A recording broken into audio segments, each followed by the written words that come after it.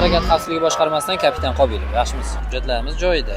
Biz to'xtatishdan maqsad bilasiz, 8-mart Xalqaro xotin-qizlar kuni munosabati bilan sizga arzimas bo'lsa ham sovg'asiz. Ko'p o'rnida qabul qilasizlar. Ichki ishlar va yo'l patrul xizmati bilan hamkorligida ayol shofyorlarimizni shunaqa ko'tarinki ruhda hozir bayramona kayfiyatda tabriklaymiz.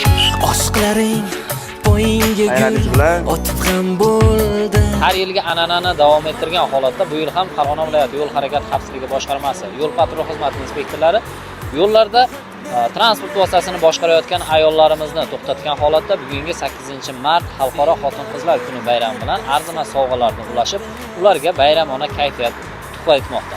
Albatta bundan ko'zlangan maqsad ayollarimizga, onajonlar, opa-singillarimizga bayram quvonchini ulashish, ularga kayfiyatini ko'tarish. Shunaqa gaplar barcha ayol shofyorlarimiz va barcha azayolarimizni bayramdan tabriklaymiz va barcha yaqin do'stlarga hammasiga like bosib yuborib, ichki ishlar va yo'l patrul xizmatlariga ham kattakon rahmatimizni aytib qolamiz.